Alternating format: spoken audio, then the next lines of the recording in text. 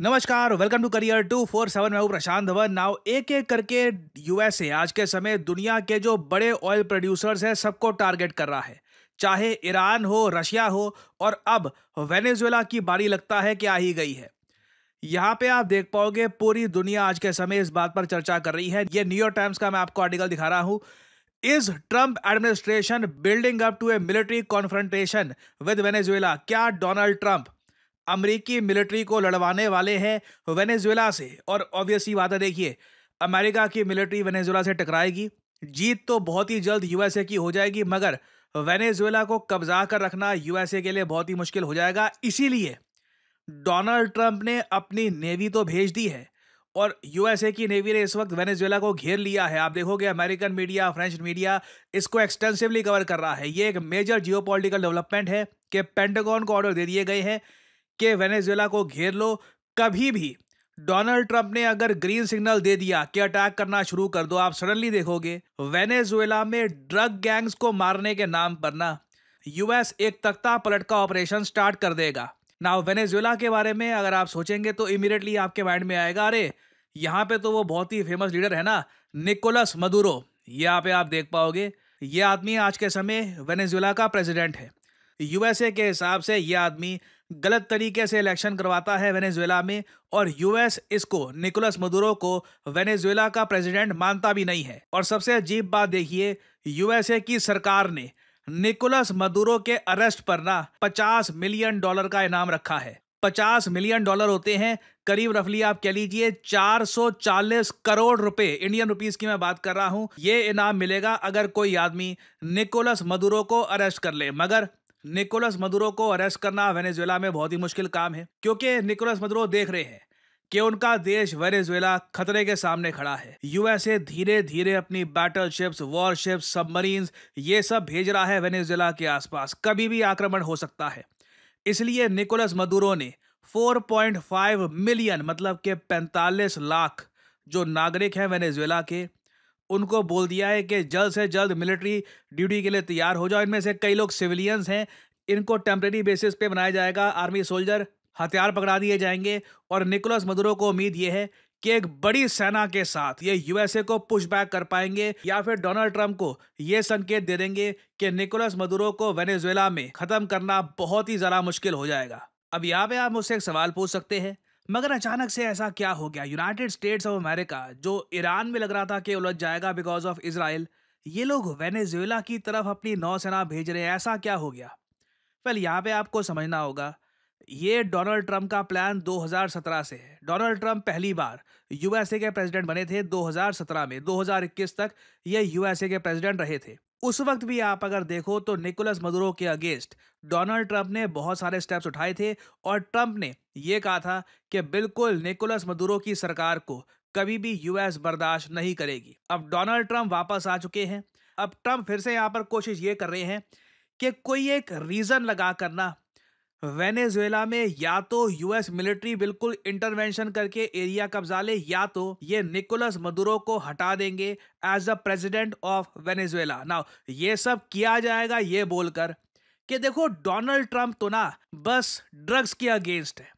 जो US media आज के समय बात ये कह रहा है, यूएस गवर्नमेंट भी ये बात कह रही है कि बहुत सारे ड्रग कार्टेल है, बहुत सारे ड्रग लॉर्ड्स हैं, वो लोग दुनिया भर के ड्रग्स तैयार करते हैं वेनेजुएला में, और फिर वो ड्रग्स भेजे जाते हैं यूएसए में, जिससे यूएसए के जो होनहार नौजवान हैं वो अपनी जिंदगी बर्बाद कर देते हैं। वो बहुत ही ज्यादा एडिक्टेड हो जाते हैं टू ड्रग्स। तो ये यूएस यहाँ पर कह रहा है कि ये इनका अभी के लिए मकसद है कि ड्रग कार्टेल जो है वेनेजुएला में उनको डिस्ट्रॉय करना है। नाउ कई जियोपॉलिटिकल एनालिस्ट, प्राइमरली रशिया और चाइना से, वो लोग ये कह रहे हैं कि एक्चुअल रीजन यूएसए का ये है कि जो मिलिट्री बिल्डअप कर रहे हैं अराउंड वेनेजुएला, कि निकोलस मदुरो ने ना अपनी नजदीकी बहुत ज़रा बढ़ा ली है चाइना और रशिया के साथ। इधर यहाँ पे आप देख पाओगे यूएसए के विदेश मंत्री आज के समय मार्को रूबियो ये बताएंगे यूएसए की कमेटी को कि किस तरीके से रशिया और चाइना की मिलिट्री सीक्रेटली घुस चुकी है वेनेजुएला में। ये ऑफ कोर्स यूएसए का मानना है। Agreed to have elections. The elections were completely fake.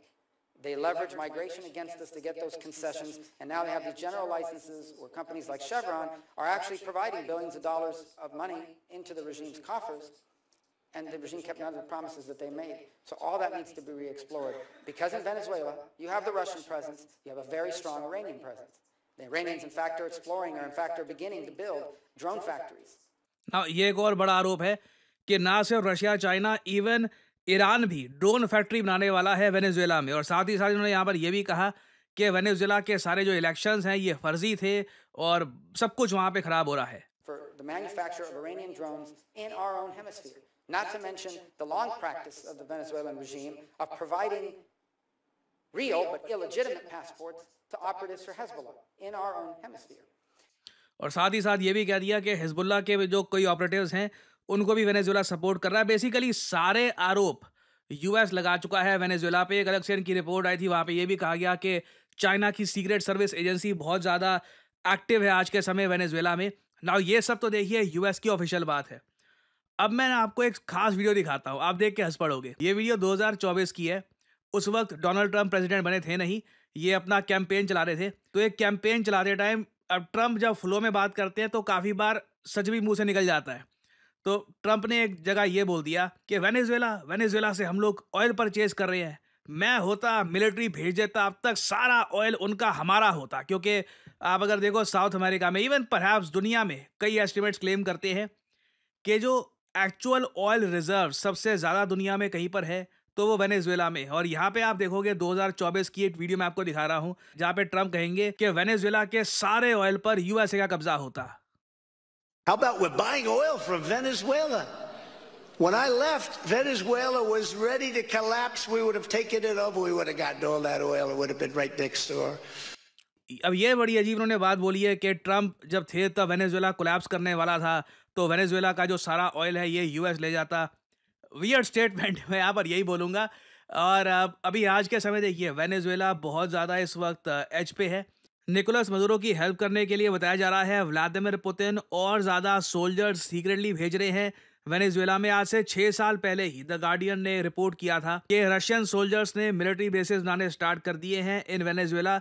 ये काफ़ी हद तक सीक्रेटिव मिलिट्री बेसिस हैं, इनकी लोकेशन किसी को पता नहीं है, बट रशियन सोल्जर्स इस वक्त वेनेजुएला में हैं। कुछ क्लेम्स ये भी कहते हैं कि उन्होंने वहाँ पे कुछ मिसाइल्स भी डिप्लॉय कर रखे हैं इन केस कल को यूएस नेवी पे अटैक करना हो। But again US navy is far superior, इनको अगर अटैक करना होगा तो आराम से वेनेजुएला को कब्जा लेंगे और इसका एक नेगेटिव इम्पैक्ट भारत पे पड़ेगा। वेनेजुएला एक बहुत ही बड़ा ऑयल का एक्सपोर्टर है। इंडिया वेनेजुएला से ऑयल परचेज करता है। प्राइमरली आप अगर देखोगे तो भारत की कंपनी रिलायंस ये पिछले कई सालों से लगातार वेनेजुएला से ऑयल परचेज कर रही थी। रिसेंटली ये भी रिपोर्ट्स पब्लिश हुई थी कि अब रिलायंस ने भी वेनेजुएला से ऑयल परचेज करना बंद कर दिया है। तो आप अगर सोच कर देखो ना, धीरे धीरे करके यूएस इंडिया के लिए ऑप्शंस कम करता जा रहा है। ईरान से ऑयल हम लोग परचेज करते नहीं हैं, ठीक है। यूएसए ने बहुत टाइम पहले 2019 में कई कंट्रीज को बोल दिया कि आप ईरान से ऑयल परचेज मत करो, टेररिज्म का इशू है। Since India is a huge supporter of, उस टाइम ना सिर्फ इंडिया, जापान समेत ऑलमोस्ट दुनिया का हर देश ही मान गया था और ईरान से ऑयल परचेज करना बंद कर दिया था।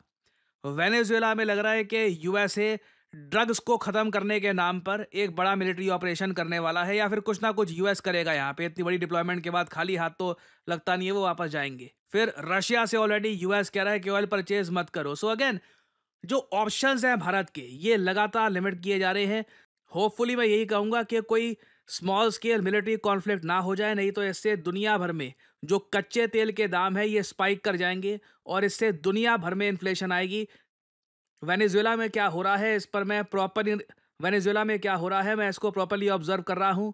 कुछ बड़ी डेवलपमेंट होती है, अगर मान लीजिए यूएस कोई बड़ा स्टेप उठाता है वेनेजुएला में, तो उस पर मैं आपके लिए एक डेडिकेटेड वीडियो बिल्कुल लेके आऊँगा।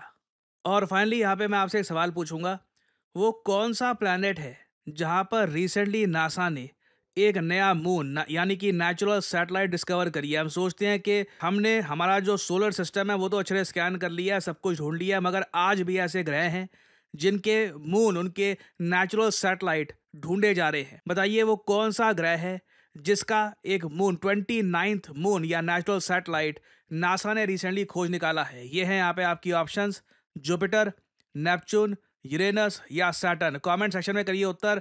ये टॉपिक बहुत ही ज़्यादा चर्चा में आज के समय, आपको बताना चाहिए इसके बारे में। Answer in the comment section below. जो लोग सही आंसर देंगे उनकी कमेंट को मैं दे दूंगा हार्ट, ताकि बाकी लोग समझ पाएं कि सही उत्तर क्या है।